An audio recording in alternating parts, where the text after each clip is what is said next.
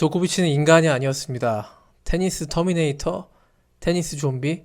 그래도 조코비치 우승 확률이 조금은 낮아진 것 같습니다.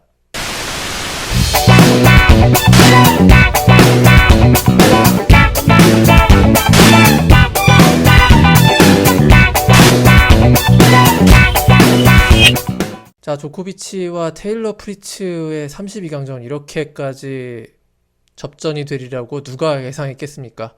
자, 결국 5세트 접전 끝에 조코비치가 가까스로 이겨서 16강에 진출했는데요. 굉장히 많은 논란과 화제를 낳은 경기였다고 생각이 됩니다. 조코비치가 2세트까지는 굉장히 순항을 했죠. 그러다가 3세트 초반에 두 번째 게임에 테일러 프리츠의 공격에 역동작이 걸리면서 오른쪽 하복부 쪽에 부상을 당했습니다. 근데 이 부상이 굉장히 심각했습니다. 거의 제대로 움직일 수조차 없는, 특히 포핸드 스트로크를 하는 데 있어서 굉장히 많은 통증을 호소해서 제대로 된 스윙을 할 수조차 없었던 그런 몸 상태에서 3세트를 내주고 말았죠. 자, 그랬는데 조코비치가 이때까지만 하더라도 경기를 포기할 거로 예상이 됐습니다. 이 정도로 못 움직이면 경기 포기하는 게 맞다, 이렇게 봤는데 무슨 생각에선지 포기하지 않고 끝까지 3세트를 했고, 4세트에서도 포기를 하지 않고 먼저 선 브레이크를 당했음에도 불구하고 경기를 계속했습니다. 조코비치에게는 다 계획이 있었던 겁니다. 자, 조코비치가 제 생각인데 두 가지 면에서 희망을 걸었던 것 같습니다. 첫 번째론 서브 동작에서는 크게 이상을 느끼지 않았어요. 서브만큼은 제대로 이 부상과 상관없이 제대로 넣을 수 있었다는 것이죠. 두 번째로는 호주가 지금 방역 비상이 걸려서 12시에 통금령이 떨어졌습니다. 그래서 그 당시에 11시 30분, 밤 11시 30분에 호주 오픈이 잠시 스톱된 다음에 한 10분 정도 관중들이 이제 집에 돌아가는 시간을 줬는데요. 조코비치가 아마 그걸 염두에 두고 끝까지 버틴 것 같습니다. 11시 30분이 되자마자 이제 조코비치가 약 10분간의 시간을 얻어서 라커룸으로 들어가서 치료를 받았겠죠. 그리고 심신을 추스릴 기회를 잡은 다음에 다시 돌아와서 4세트 경기를 시작했는데요. 그 전과 모습이 사뭇 달랐어요. 조금 더 좋아진 모습을 서서히 보이더니만 5세트 시작할 때부터 전혀 다른 조코비치가 돼서 돌아온 겁니다. 5세트에 다시 돌아온 조코비치는 1, 2세트보다 더 좋아진 모습으로 돌아온 것 같았습니다. 그리고 또 여기에는 테일러 프리츠 선수가 조코비치의 부상을 목격하고 그에 맞춘 플레이를 하다 보니까 리듬을 잃었다는 느낌을 확연하게 받았어요. 그래서 5세트 들어서 오히려 이겨야 한다라는 어떤 조급함, 조바심, 이런 것들이 묻어나오는 플레이를 했고, 오히려 조코비치에게 두 번이나 무기력하게 서브 브레이크를 당하면서 결국 6대2로 마지막 5세트를 내주고 조코비치의 승리로 끝났습니다. 조코비치가 경기 끝난 다음에 굉장히 큰 목소리로 포효를 했거든요. 그만큼 이번 경기는 특별한 승리였다라는 것을 조코비치 스스로가 표현한 것이고요. 아, 정말 조코비치가 이 경기까지 이길 줄은 저도 몰랐습니다. 중간에 포기하지 않을까 싶었는데 포기하지 않았고, 끝까지 포기하지 않는 조코비치 특유의 테니스를 다시 한번 유감없이 발휘한 것이고요.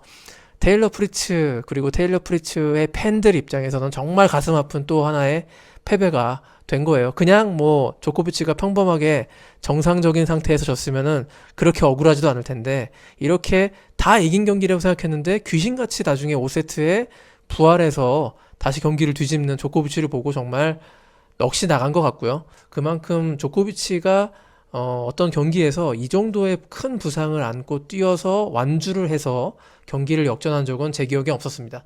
그야말로 34살로 접어든 조코비치에게 있어서도 그 숱한 기념비적인 승리 가운데서 손에 꼽힐 만한 정말 특별한 승리였다라고 평가하고 싶습니다. 그와 동시에 조코비치는 너무 이런 방식의 승리를 많이 거두면서 좀 적들을 많이 양산하는 것 같습니다. 이번에도 정말 모든 사람들이 조코비치가 이번 경기는 좀 졌구나, 포기하겠구나 했는데 정말 귀신같이 5세트에 아무 일도 없었다는 듯이 살아나서 정말 최고의 테니스를 펼쳤어요. 이런 것들이 조코비치 팬들 입장에서는 내가 좋아하는 조코비치의 위대함을 다시 한번 만끽할 수 있었던 경기였구나라고 볼 수 있겠지만, 그 반대편 입장에서는 정말 가슴 아프고 어떤 면에서는 얄미운 그런 경기력이었다고 볼 수 있겠습니다. 예전에도 그런 경우 많았잖아. 조코비치가 2019년 윈블던에서 로저 페더러 상대로 투 매치 포인트에 몰렸음에도 불구하고 그거를 경기를 기어이 뒤집어가지고 역전승. 그리고 예전에도 2012년 호주 오픈 나달과의 결승전에서 혈투 속에서 거의 4세트, 5세트까지 피지컬적인 한계를 보이면서 이제 조코비치가 끝났구나라고 생각했는데 그걸 비웃기라도 하듯 마지막에 또 최고의 경기력을 보이면서 역전승을 했죠. 그런 면에서는 조코비치 선수가 정말 위대한 선수임은 맞지만 이런 면에서는 좀 인기가 떨어지는 요인이 될 수 있다라고 저는 개인적으로 생각이 됩니다. 어쨌든 조코비치의 승리를 축하하고 다만 걱정되는 거는 조코비치의 몸 상태입니다. 자, 이 몸 상태로 과연 16강 라오니치와의 경기에서 제대로 된 승부를 겨룰 수 있겠느냐? 아니, 그걸 떠나서 16강전을 출전할 수조차 있겠느냐? 이런 의문이 드는 것이 사실이고요. 조코비치도 경기 뒤 인터뷰에서 내가 다음 경기에 뛸 수 있을지 없을지는 좀 더 지켜봐야겠다. 이렇게 얘기했는데, 보통 조코비치가 그렇게 얘기해놓고 다음 경기 뛰었고요. 뛰어서 오히려 일방적인 승리를 거둔 경우도 제 기억에는 몇 번 있었습니다. 과도한 걱정을 하실 필요까지는 없지만, 이번 부상은 예전과는 달리 굉장히 심각하다는 것 정도는 좀 인지하셔야겠어요. 이번 대회 3라운드를 통해서 드러난 바이고, 그렇기 때문에 앞으로 우승 후보 압도적인 넘버원 페이버릿 1등이었지만 조코비치의 우승 확률을 조금 낮춰 잡아야겠다. 이런 생각도 해봤습니다. 자, 조코비치의 4강 예정 상대인 도미닉 팀 선수도요. 굉장히 치열한 명승부 끝에 가까스로 16강에 진출했습니다. 호주의 망나니 키리오스와의 대결이었는데 저는 정파와 사파의 대결, 모범생과 날라리의 대결 이렇게 봤는데요. 이번 호주 오픈에서 가장 손꼽히는 명승부였다고 볼 수 있고 도미닉 팀 선수의 관록과 메이저 챔피언으로서의 위엄을 확인했다고 해야 될까요? 자, 먼저 두 세트를 내주고 그걸 리버스 스윕으로 3대2 역전승을 만든 도미닉 팀의 담력과 침착성, 멘탈 모든 것들이 도미닉 팀 선수가 메이저 챔피언에 한 번 그칠 선수가 아니라는 것을 다시 한번 여실히 증명해줬다고 볼 수 있겠습니다. 사실 도미닉 팀이 이런 어려운 상황에서 역전할 수 있었던 원동력은 본인이 젊은 시절에 굉장히 뼈아픈 패배를 많이 당했기 때문이라고 저는 생각합니다.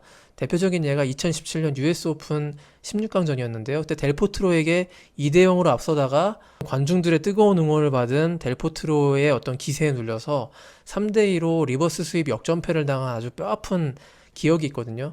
도미닉 팀 스스로도 그 경기 이전과 이후가 달라졌다고 할 정도로 굉장히 그 경기는 큰 교훈이 됐던 매치였고요. 자, 그런 어떤 많은 패배들, 조코비치에게 역전당해서 지고 나달과 대등한 승부를 벌이다가 끝내 넘지 못하고 이런 많은 경험들이 28살까지 쌓이면서 키리오스에게 3세트 첫 번째 게임 먼저 투브레이크를 잡혔음에도 불구하고 이걸 뒤집었다는 거에서 US 오픈 결승전에서 즈베레프에게 먼저 두 세트를 내줬는데 그걸 또 리버스 스윕으로 해서 자신의 메이저 첫 번째 우승을 차지했는데 그만큼 도미닉 팀 선수가 이제 거의 레전드급의 경기력을 보여주고 있다. 경기력뿐 아니라 멘탈까지요. 디미트로프가 기다리고 있는데 도미닉 팀에게 쉽지 않은 승부가 될 것 같습니다. 그 이유가 지금 호주 오픈의 코트 스피드가 굉장히 빠르다고 알려져 있어요. 이렇게 빠른 호주 오픈 코트를 본 적이 없다. 역대 가장 빠른 코트 스피드를 보고 있다. 이렇게 얘기할 정도인데 디미트로프가 빠른 코트 스피드에 강한 편이거든요. 2017년에 코트 스피드가 굉장히 빨랐는데 그 호주 오픈에서 당시에 4강까지 갔습니다.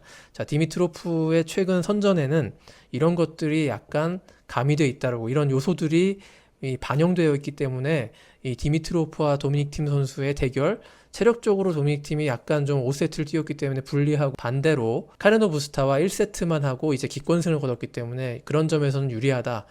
두 원핸드 백핸드끼리의 대결 정말 흥미로울 것 같습니다. 아까 말씀드렸다시피 호주 오픈의 가장 큰 변수는 그 코트 스피드, 코트 표면의 스피드인데요.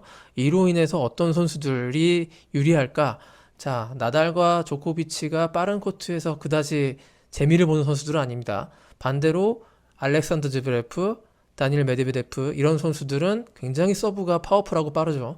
빠른 코트 스피드에 분명히 이점을 갖고 있는 선수들이기 때문에 아마 이런 코트의 조건들을 감안해 봤을 때 이번 호주 오픈은 조코비치, 나달이라는 두 레전드들의 싸움만이 될 것이 아니라 지베레프, 메드베데프 또 2라운드에 고전하긴 했습니다만은 스테파노스 치치파스와 같은 좀 빠른 서피스에 능한 선수들이 충분히 이 두 레전드들에 도전할 수 있는 그런 여건이 마련됐다라고 판단됩니다. 자, 이제 16강전 또 8강전이 진행될 텐데요. 또 재미있는 경기 있으면 리뷰 혹은 재미있을 경기에 대한 프리뷰 해보도록 하겠습니다.